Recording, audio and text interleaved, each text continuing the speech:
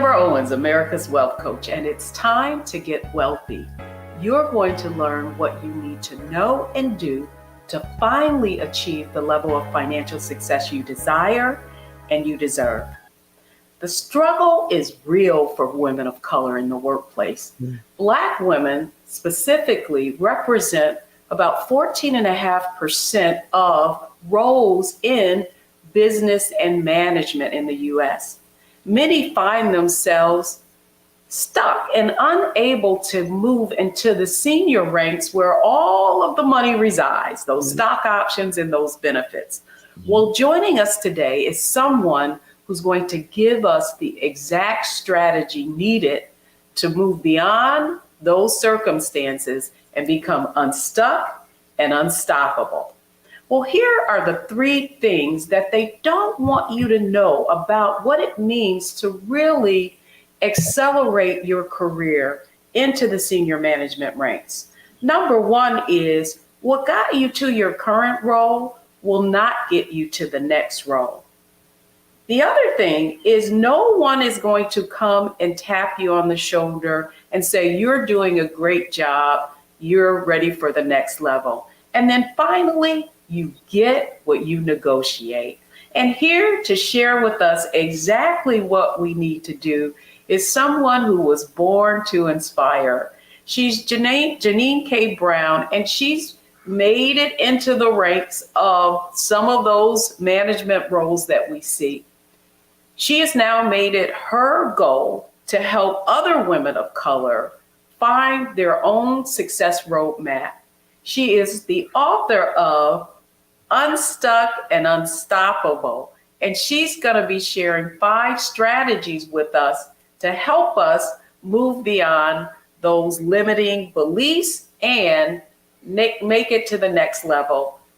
Janine K. Brown, it's wonderful to have you here and show us how to get wealthy in our careers. Well, Deborah, thank you so much for having me. It is an honor and a pleasure. I feel super special. So thanks again for having me today. Super special. Well, you know what I'm excited about is the fact that we were able to spend some time together and I was able to learn a little more about you. And what's interesting, I'm gonna tell us that can we have a conversation? Are we family? That's exactly why I'm here. Yes, let's do it. Excellent. Well, what I find really interesting about your work, and when I was doing research, is you don't really talk about your own career and the fact that you're a certified public accountant. You have had roles in some of the most significant consulting organizations, and though I didn't find that in your bio, so the question I have before we even get into it is, why is that?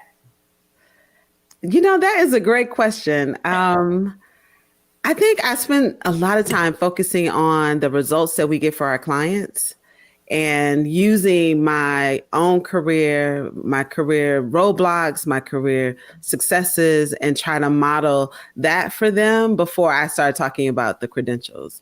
I mean, Deborah, a lot of people achieve the credentials, they get the classroom knowledge, but they don't acquire some of the work knowledge, right? They haven't been in the boardrooms, they haven't made decisions and had high impact negotiations. And so they're typically just talking book work. And so I like to spend my time talking about, the examples and giving real examples about what I've done. I'm proud of those things and those accomplishments. And I think the other thing too, when you get a license and it's not active anymore, you don't always talk about it. And I've kind of moved out of the accounting and finance space as a practitioner, but definitely in the space is helping women in accounting and finance achieve those high career goals that they have and make it into the C-suite. Well, the reason I bring that up is because I do feel like that lends itself to credibility.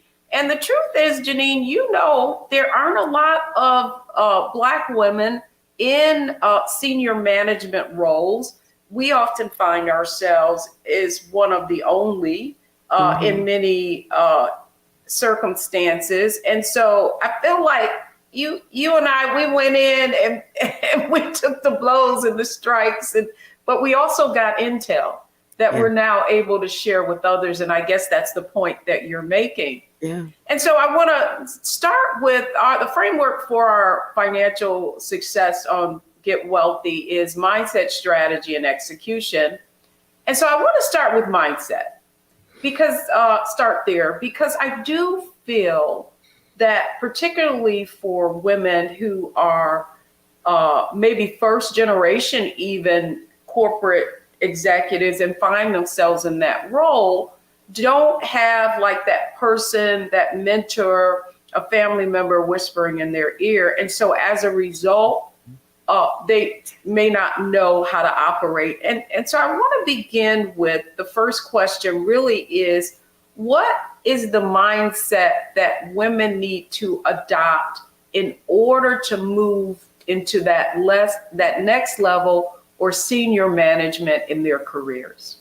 Deborah, I'm so glad you brought that up because mindset is really essential in having success in these corporate careers. I think, and it's not something that's taught in college. It's not even discussed in college. So when I think about that question, and I think about the challenges a lot of women have in the workplace, they haven't created the mindset that's going to help them move forward, work through the challenges that they need to work through. They're focused on the skills, like the skills that I have, my ability to get the work done faster, that I have the degrees. But mindset is essential. And the reason you need to have a strong mindset is because you don't know what's going to happen when you get in the office on any given day. Change is constant in corporate America.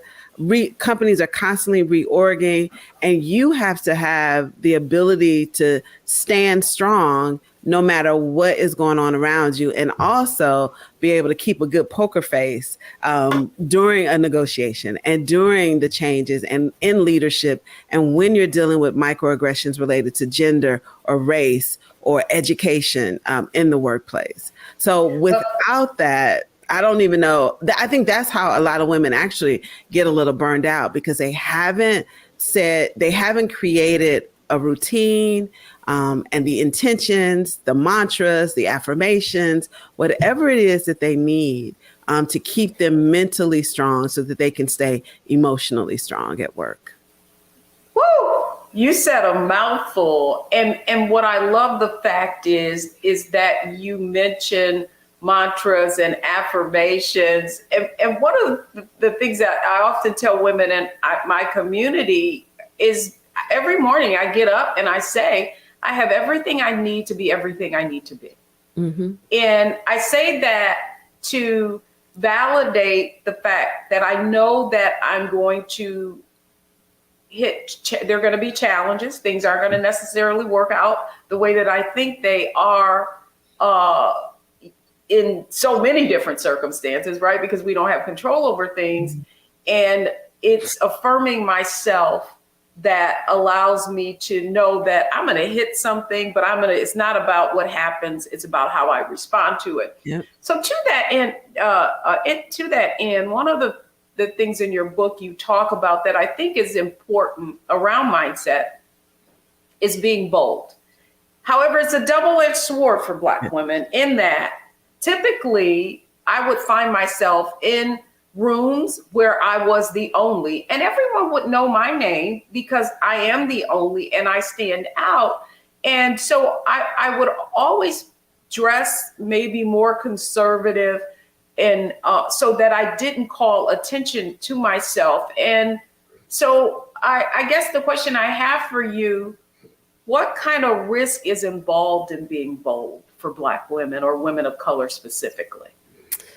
That's a great question. I think the risk in being bold for women and for Black women, and I think even other women of color, is the perception, right? The perception and all of the negative gender-related bias language that's tied to that, right? So, because when I talk about being bold in the workplaces, I'm talking about that inner boldness that you have to take a risk, to go after what you want, to speak up when others are not, right? To build the relationships and the goodwill in the workplace. But what often happens is when I do speak up, when I do shut someone down who is going in the wrong direction, when I demonstrate a level of commitment and passion, it's turned into, she's emotional, she's combative, she's hard and difficult to work with, she's angry. And we are not angry. But we have the same sort of passion and commitment and, forthright thought as men do, but it's often mislabeled. And unfortunately, Deborah, it's often mislabeled by us, right? You probably have heard those things. Oh, I don't want to work for a woman because she is. And then it's a list of very negative characteristics and adjectives to describe what she is performing at the same level, taking the same positioning, responding the same way as her male colleagues and counterparts. So I think, that's the biggest risk. The two things: women will mislabel it, and we shouldn't do that to one another. And then two, just overall, the microaggressions around women who are strong, bold, committed, demanding even leaders in the workplace are not considered. They don't get that same level of respect and honor as their male counterparts. And in particularly, their white male counterparts. They don't get the same level of respect or even reverence, right? We love strong leaders, but not when they're women, and definitely not when they're Black women. That was a mouthful. And finally, so the question, if I'm watching this, I would be like, whoa, that's how I'm going to be perceived. So I guess the point that I want to leave this segment in terms of mindset with, what can you do to steel yourself? Because we're talking about mindset, right? Mm-hmm. And acknowledge that this exists in the workplace and still test the waters and be bold. What I do with my clients, Deborah, is tell them that you can be all of those things, but you can't be those things in isolation. You can be bold and strong. You can be, forthright. You can be a woman who speaks truth to status quo behavior, but you got to build relationships. And that's a mindset thing, too. We got to break some of these negative, maybe the distrust, right? So sometimes as women of color and Black women, we have had some moments where people have betrayed us at work. They betrayed us in our personal lives. And sometimes we don't know how to let that go. So we're guarded. And we're guarded for right reasons, right? There are factual reasons. We got the evidence and the receipts to say why this happened and why we've taken on this other behavior. But I will tell you, the women in the workplace, and I bet you probably experienced this too, who are the most successful in climbing the corporate ladder, getting what they want, negotiating, getting the yeses that they need, are women who have built relationships with people across difference in the workplace. They have a group of mentors and sponsors and allies who are like, you know what, Deborah, I trust you, I believe in you, and I know you.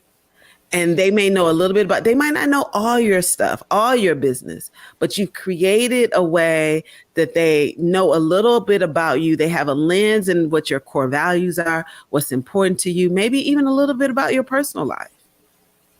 And that is, I think, the way that women are successful. And you can create mindset around that, right? That can be a mantra, right? People like me, they love to work with me, and they trust me, and I trust them, right? That's so good. That's so good, because that's what I'm excited about. And that's why I was excited to talk with you. Is next up is strategy. And that's exactly what you're talking about. So now we're going to talk about getting out of your head, because now you got the right mindset, but now you got to execute and really apply what you know you need to do. So when we come back, folks, don't go anywhere, because this is a conversation that needs to be had. Don't need to be stuck. You can become unstoppable. And that's what we're going to talk about, strategy, when we come back. We begin tonight with the people who are really running the country right now. Now, Trump is often wrong and misleading about a lot of things, but especially about history. Donald Trump falling in line with President Elon Musk. In the wake of the unsettling news that MSNBC has canceled Joy Ann Reid's primetime show, The Readout, Roland Martin and the Black Star Network would like to extend an invitation to all of the fans of Joy Ann Reid's MSNBC show to join us every night to watch Roland Martin Unfiltered, streaming on the Black Star Network for news, discussion of the issues that matter to you, and the latest updates on the twice impeached, criminally convicted felon-in-chief Donald Trump and his unprecedented assault on democracy, as well as co-president Elon Musk's takeover of the federal government. The Black Star Network stands with Joy Ann Reid and all folks who understand the power of Black voices in media. We must come together and never forget that information is power. Be sure to watch Roland Martin Unfiltered weeknights, 6 p.m. Eastern at youtube.com/Roland S. Martin or download the Black Star Network app.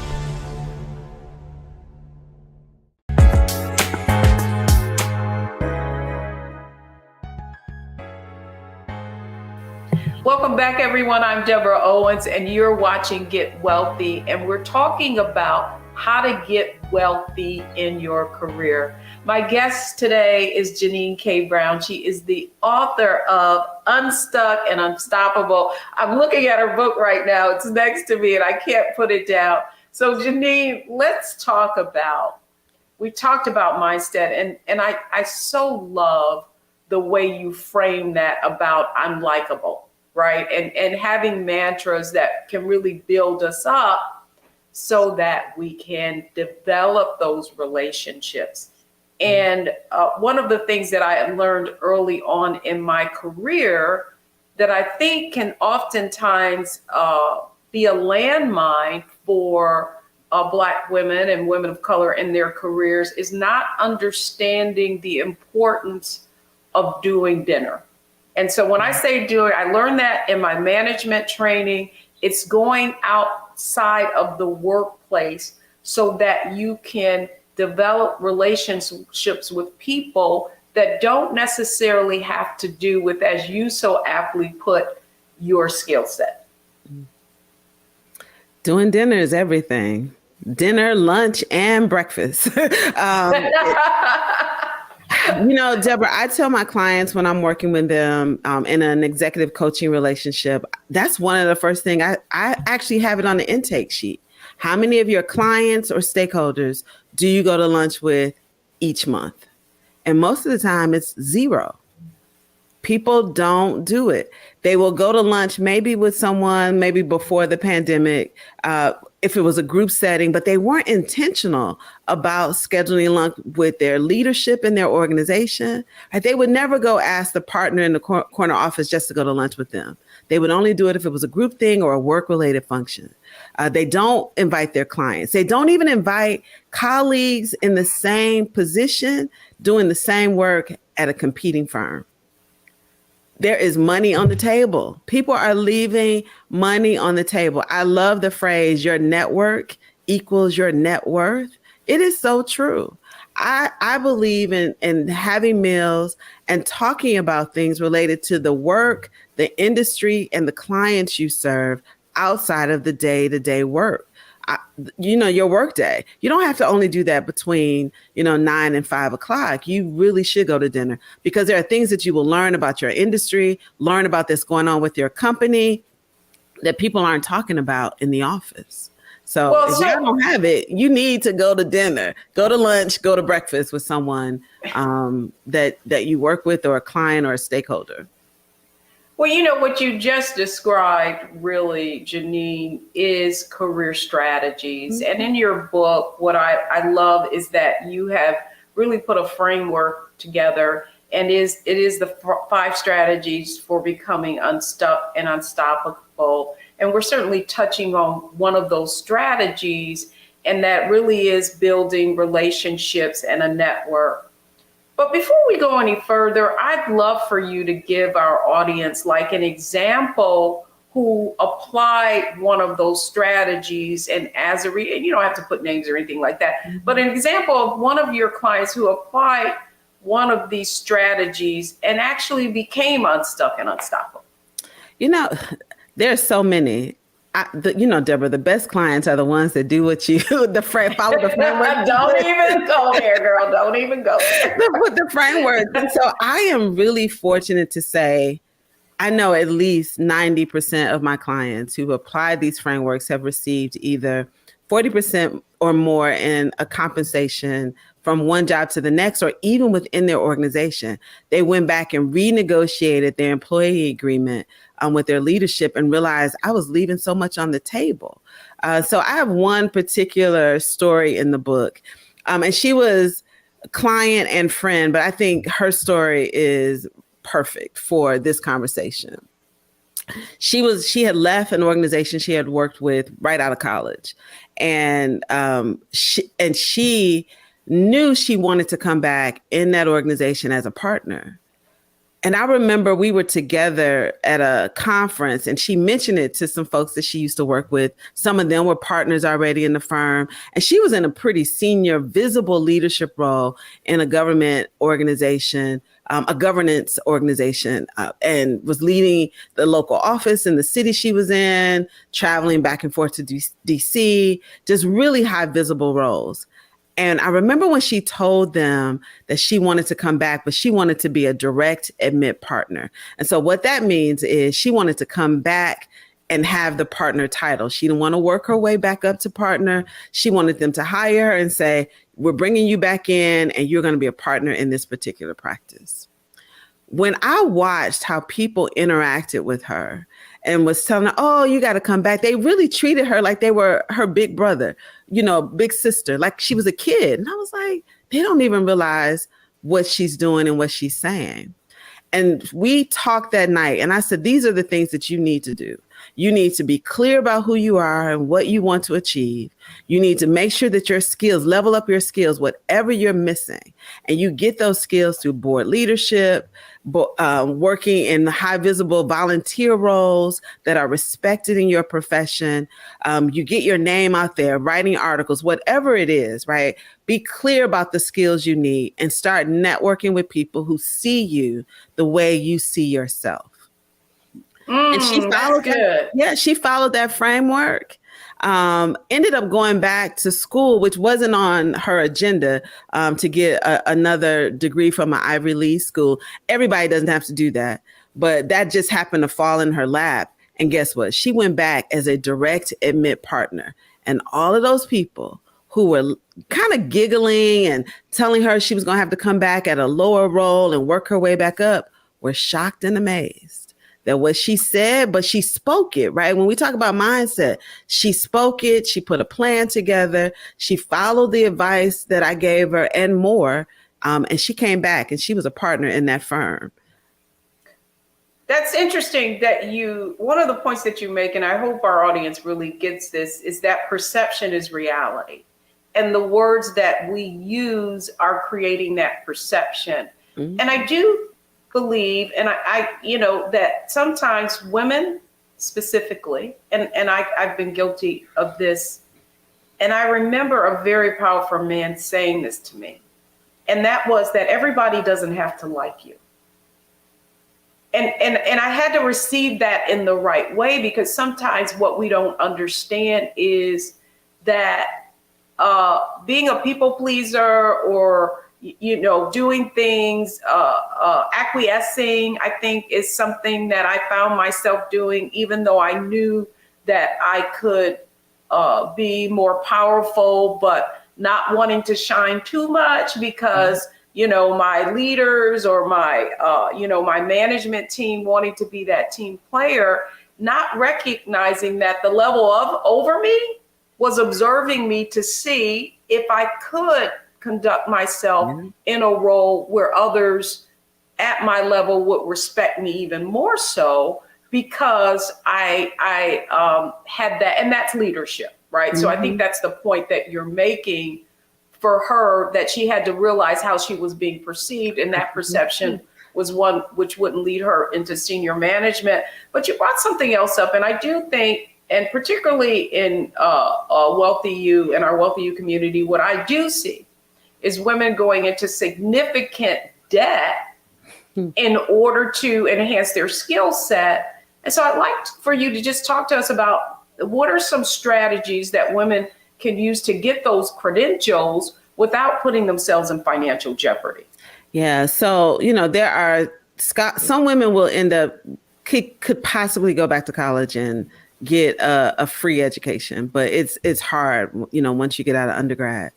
I think the first thing I would tell anybody is the first thing I would do is actually hire an experienced executive coach who understands your industry, understands where you are in your profession, and can help you put a framework together to decide what to do. I think sometimes we make these decisions in isolation, and we think we have to do what others have done. So we think, oh, this person got an MBA, they got an executive MBA from Kellogg, and I got to do the same thing to get promoted. But what they don't know is that a lot of people get those advanced degrees and those expensive degrees and don't exponentially increase their income and their salaries. They don't know how to do that, even getting the degree, because what they don't tell you is that when you go to grad school, they don't tell you how to manage your career. It's just more education. So that would be the first thing, Deborah, I would tell people to do is get an executive coach. Have a thought partner in the process that is unbiased and has nothing to gain and nothing to lose by the decisions that you make, right? And you can have thoughtful conversations about it. And then I would say, figure out what those success strategies are that others have done. And this is again about the relationship building. Talk to the people in your organization that are in the roles that you want and find out what they had to do to get there. Find out what skill sets, what kind of, things that they have to learn to become. Because I think one of the things that happens with Black women, we got the good gene of looking young, right? And sometimes that works against us. It used to work against me, right? People would think, that I was sometimes 5 to 7 years younger than I was. They would also think that the white man that was in the room with me was senior than me. And so you're working against some of these biases.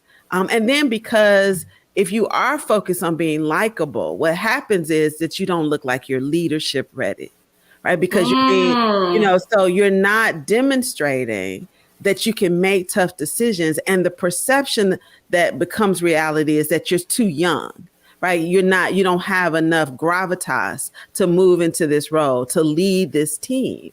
And so I think that's what happens to a lot of women is that they're not positioning themselves. But I'll tell you, executive coaching does it. Deborah, right? If most executives in organizations have a coach, they've worked with a coach for a long time, and they constantly keep a coach on speed dial because they need a safe place to go to help make decisions. And they're constantly managing and being strategic about their salary, their career, and then that career, what does that salary, the salary that they make, the benefits that they can negotiate, and the opportunities that are out there. They get a chance to have a place to go and talk those through. That's good, because this is a great segue, because when we come back, we're going right into execution. I want to talk about, I think oftentimes, if you have never, what I find interesting is the amount of Black women specifically who have never hired anyone for their professional development. And I'm sure you're aware of that too. So when we come back, that's the discussion I want to have around how do you find that and execute on that. So folks, when we come back, we've covered mindset, just talking about the mindset that you need to have in order to move beyond and become unstoppable in your career. We've talked about some strategies, and it really is about how you proceed. But now we want to talk about executing on what we've discussed so far. So don't go anywhere, folks. We'll be right back.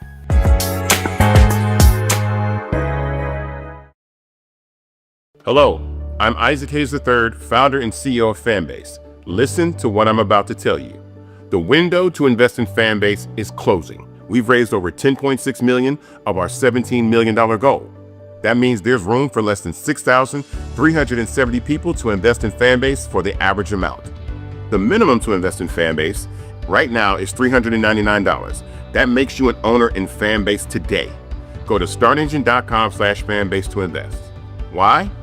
because current social apps have taken advantage of users for far too long, with content suppression, shadow banning, harmful racist content, and no real tools for monetization and equity.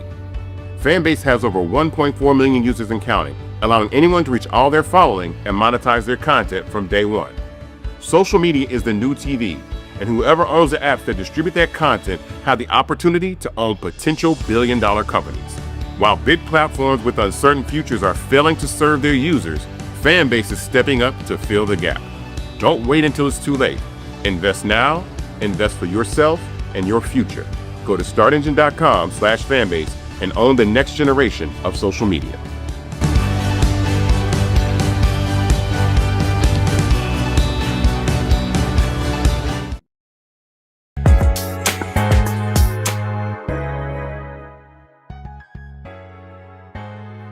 Welcome back, everyone. I'm Deborah Owens, and we've been having a wonderful conversation about becoming unstuck and unstoppable with Janine K. Brown. Janine, we left off. When we left off, we were talking about the fact that you need to get help, right? Like you need to hire, when you're going to that level, you need to have someone who is unbiased. And I think, and so I want to start there when it comes to execution, because I believe, and certainly I had this in my career, that many people feel like HR and, internally that you can have these conversations about your career and that's where you're there for, and you can do all those professional development courses within. And I'm not saying that you shouldn't take advantage of that, but I really would like you speak on the difference between having an internal advocate and someone who's outside, and why executive coach is a good strategy for that. I think the biggest difference is anybody inside your organization that you're working for is working for the company first.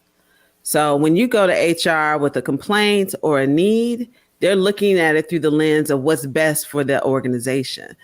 Before they look at it, what's best for you. So that's just the truth, right? That's what they're hired to do. But what most women don't know is that when they're negotiating to take a new role or a promotion, they don't negotiate their professional development. And that's a negotiable benefit, right? Negotiate training both in the organization and externally, conferences that you want to attend, and support like an executive coach. Most companies you can negotiate it. They know how much they want to spend and are able to spend on professional development. So if you think that the only training that you have access to is that is initiated by the organization, then you are completely misled. And so now we done broke that, right? So now you can go back and say, hey, let me go look at these conferences in my industry or things that I want to develop so I can be there and be in the room, because that's developing. Networking is part of your development. And then I would say, talk to your leadership. Most of the people that we work with in my firm that we coach, their companies pay for coaching, because coaching is an investment. And so if, you're making an investment in yourself, if your company doesn't pay for it, but I'll tell you, most of our roster, our companies pay for it. Companies hire us to coach their professionals. And I challenge them when they give me a roster of women they want us to coach, or even men. I'm like, well, we're the Black people. That's the first thing I ask them. I do. And to the point now they know, like, come on, I know you have to have some Black professionals in here that you're trying to retain, because what we find is that companies, they use it to, like, we got an outreach recently. A company wants to talk about retaining Black professionals and what we can do. Well, you know what? The same thing you do to retain all your other professionals is what you need to do. But the coaching is a big part of that, and being able to negotiate along with all your other benefits. And I think, Deborah, you know this, when we talk about building wealth in your career, a lot of it is because we don't even know what to negotiate. We don't know that we can negotiate deferred compensation in some of these roles, equity and stock options, and more stock options we can negotiate the percentage of our raises, that we can take the good work that we're being rewarded for by getting more work and saying, hey, this is what I've done. This is the impact that I'm making in this organization. I do this different and better than anyone else here, not only at this company, in my industry, right? Yeah, it is. I love that. And we haven't touched on branding, and I do want to touch on that.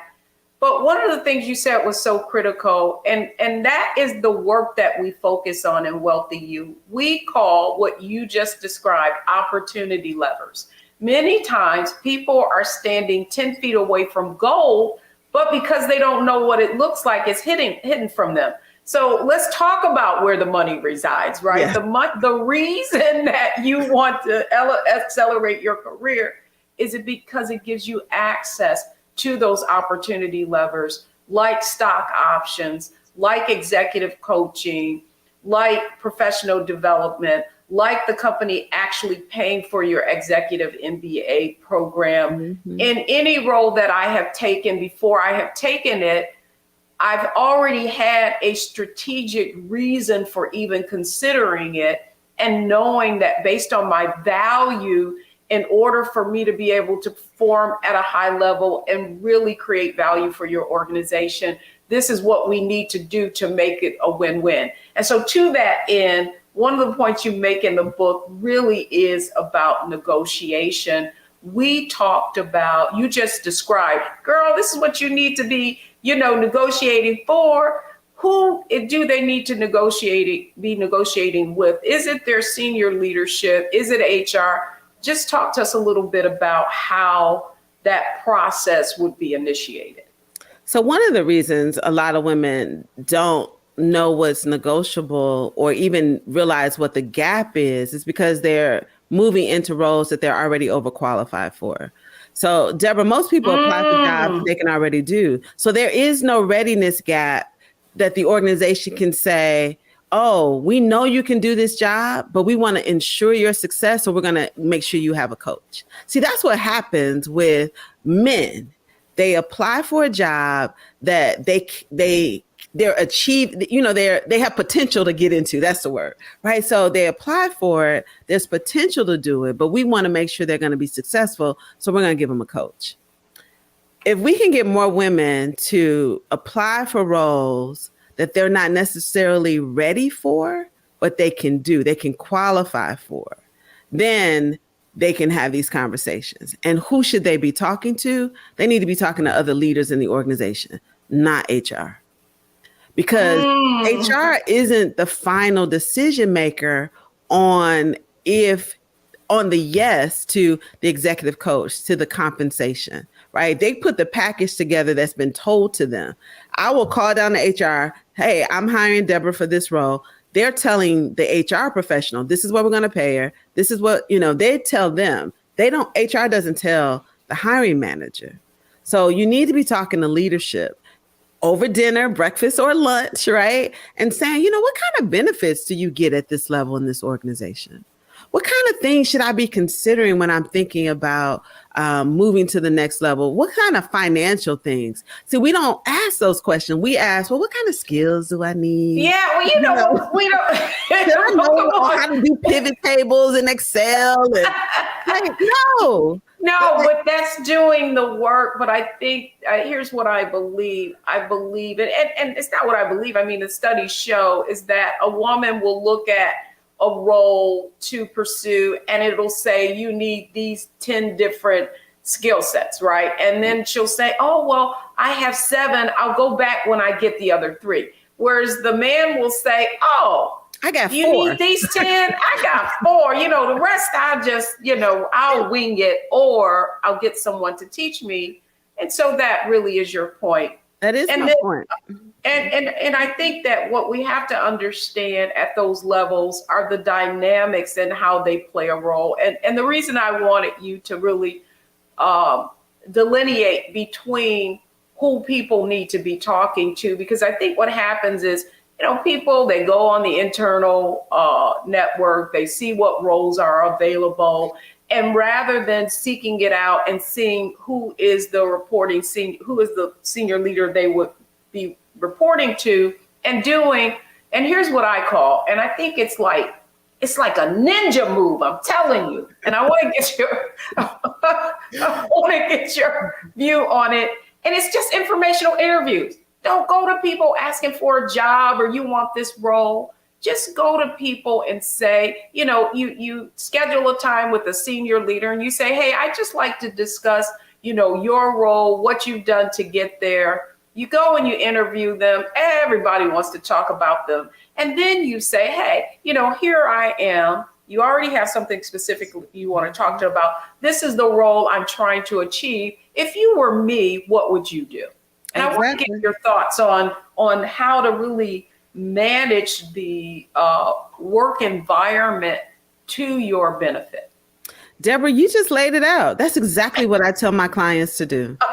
And I tell them, go and be really clear about what your questions are and be specific about what you need from that person after that informational interview, right? Because the people that you're doing informational interviews and having conversations with are busy people, right? They're probably busier than you are.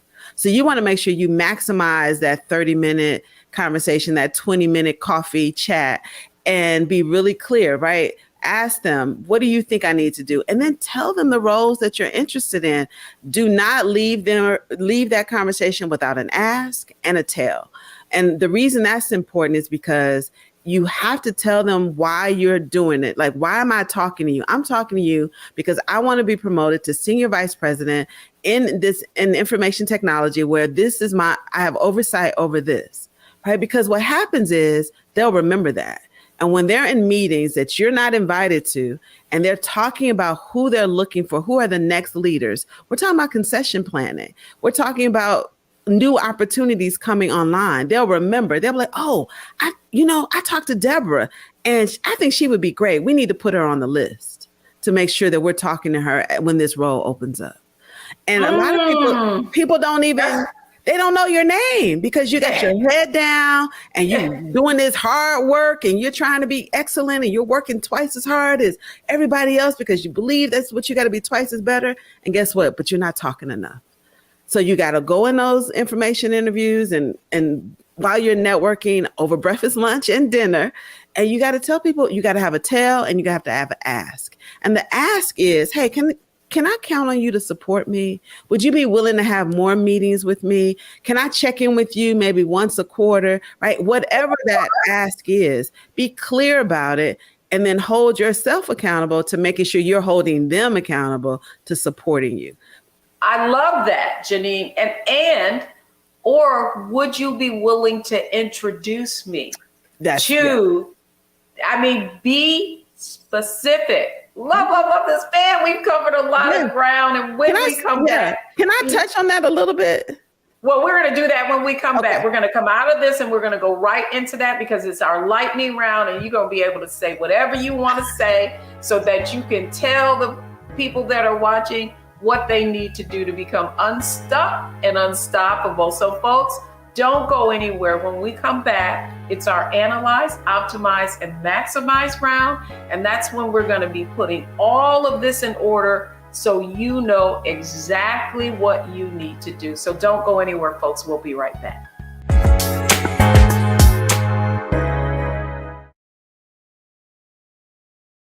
What's up, y'all? Look, Fanbase is more than a platform. It's a movement to empower creators, offering a unique opportunity for everyday people to invest in Black-owned tech, infrastructure, and help shape the future of social media.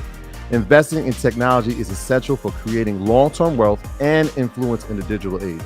The Black community must not only consume tech, we must own it. Discover how equity crowdfunding can serve as a powerful tool for funding Black businesses, allowing entrepreneurs to raise capital directly through their community through the Jobs Act.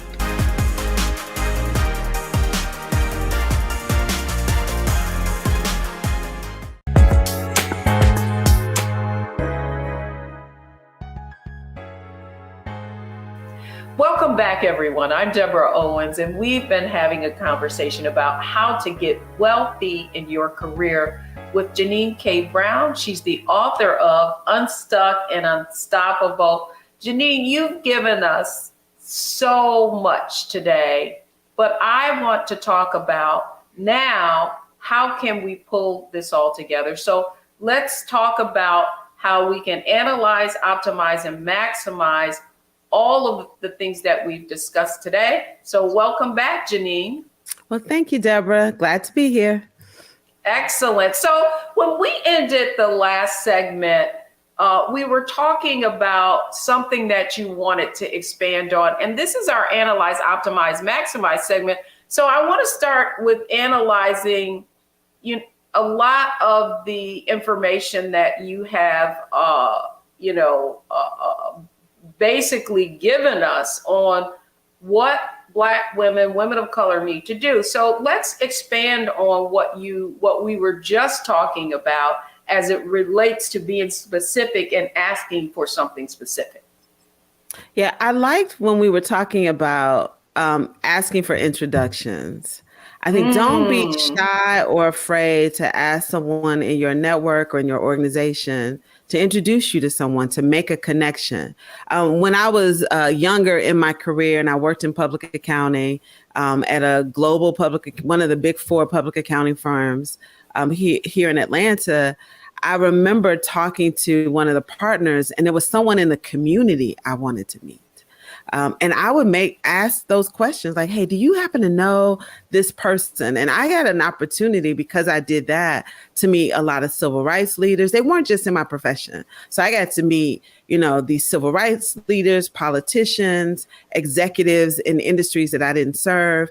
And that's how I built my network in Atlanta. You can say, hey, do you know this person? And I probably say, if I don't know them, I have a 1-degree connection with them. So I think that's the other thing. We have to be willing and humble enough to, one, know who we need to know, but also know that it's okay to ask people to make an introduction to you and move away from, I don't need any new friends, and say, I'm always looking for new friends and new contacts and new relationships.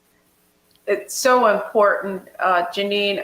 The point of that introduction and why that introduction is important, and this is what I want the audience to understand, is because when someone introduces you in, they are using your influence. And what it does, it accelerates the know, like, trust factor, right? Because if I come in and I'm introduced, and someone they trust already knows you, they know that person is not going to introduce you in unless you've already vetted them.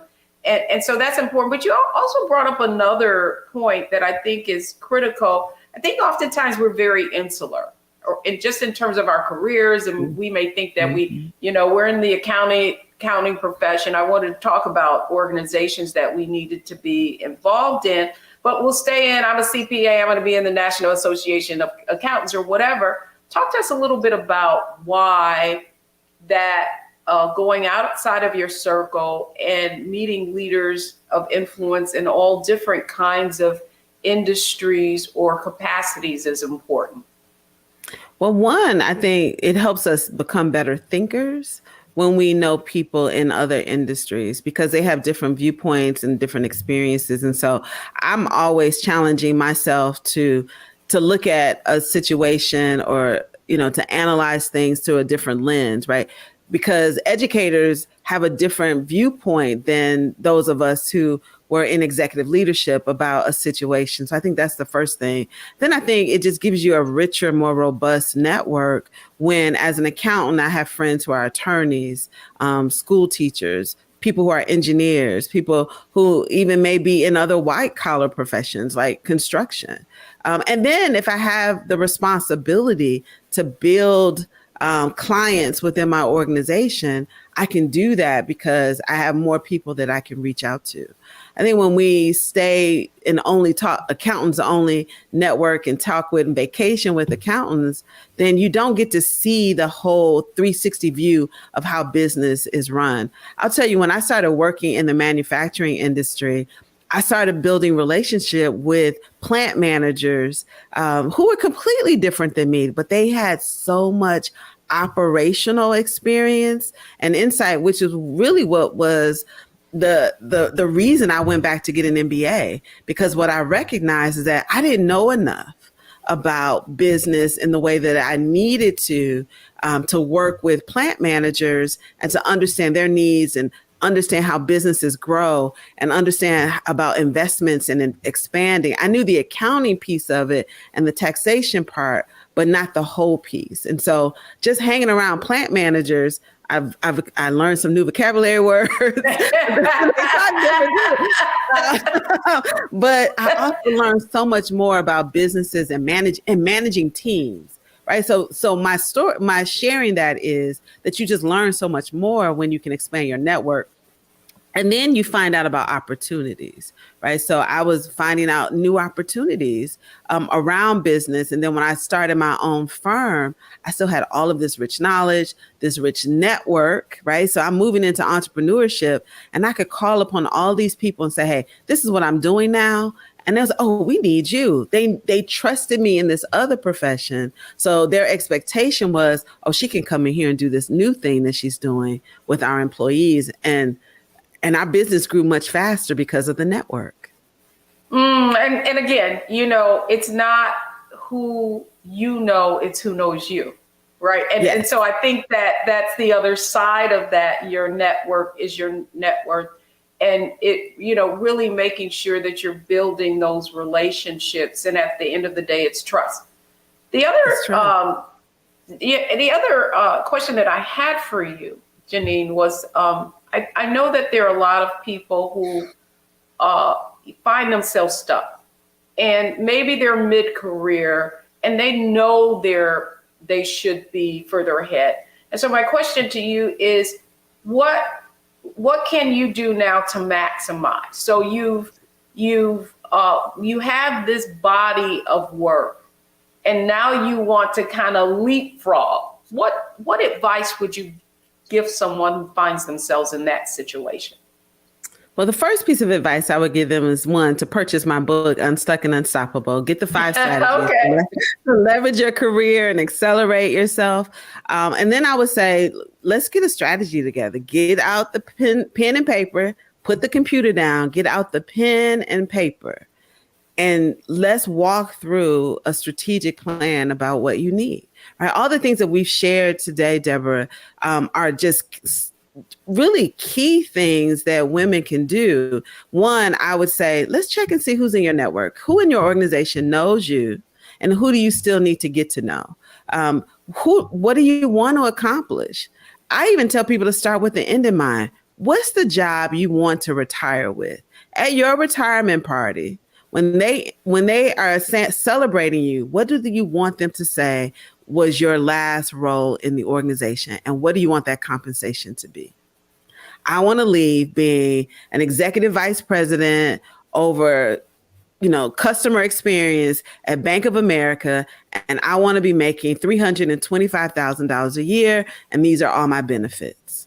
Okay. Then we know where we're going. Then we can figure out how did others get there?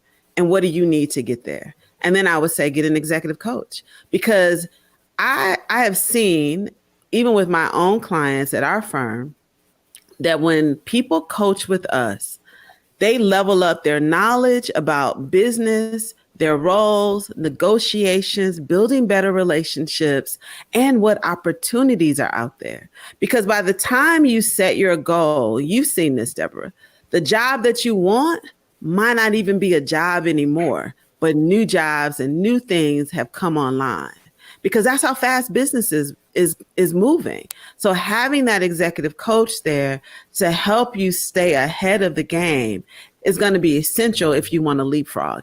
It is possible to do that without going back to school. You can do short-term learnings like certification programs, leadership development programs at universities, or through other programs, other independent programs, like we have one for women, and ours is certified, and our clients will say, hey, we want to bring people through your program because we've seen the results. So there's a lot of things you have to do without going back to get another 2-year degree, making a $75,000 to $100,000 investment. You can make an investment, a fraction of that, by getting an executive coach, reading the book Unstuck and Unstoppable, but really being clear about the strategy and where you're taking your career, so that you can get there. Because if you don't have a target, and a lot of women are scared to say what that job is that they want because they don't want to put it out there, but say the job, because if you don't say what role you want, how do you know when you're going to get it? How do you know what it is when you get there? Right? So that's so good. Yeah. That's so good, Janine. You achieve it. You know, well, let me just say this. You know, you were speaking music to my ears when you said you don't have to go invest another $75,000 to $100,000. There is strategy. And finally, Janine, how does our audience get in contact with you and learn more about the work that you do? So they can reach me at on our website at everyday-lead.com. So that's where we do the bulk of our work with clients. We do professional development training programs. We curate roundtables and other events for men and women in their organizations. And we do them through the lens of diversity and creating psychologically safe spaces for organizations. And we also offer executive coaching. If you want to invest in executive coaching yourself, you can hit us up there. If your company wants to do that, we do that too. You can purchase my book on Amazon and also get more information about the book at unstuckandunstoppable.com. Excellent. We're going to make sure that we have the link to how you can connect with Janine K. Brown. Janine, thanks so much for sharing how we can become unstuck and unstoppable. When we come back, folks, the 3 takeaways from today's show that you need so that you can become unstuck, stuck, and unstoppable. Don't go anywhere, folks. We'll be right back.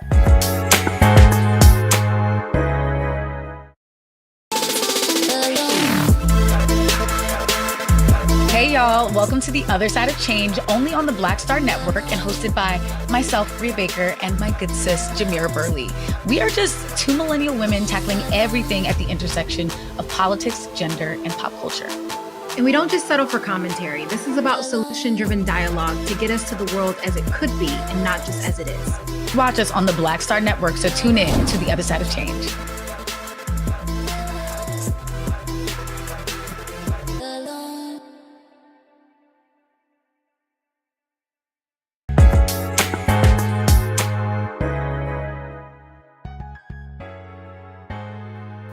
I'm Deborah Owens, host of Get Wealthy, right here on Black Star Network. And I hope you've enjoyed our conversation around what you need to do to get wealthy in your career. As I said, many of you are sitting 10 feet away from gold. It's just hidden from you. And that's what we wanted you to share with you today. And so here are the 3 takeaways from today's show. Number 1 is you have to be the leader of your career. No one's going to tap you on the shoulder and say you're doing a great job. And secondly, you have to communicate your value, how you add value to the organization's bottom line. And then finally, be your own best advocate. Have the right mindset, the right strategy, and execute. I'm Deborah Owens, America's Wealth Coach, and thank you so much for joining us today right here on Black Star Network.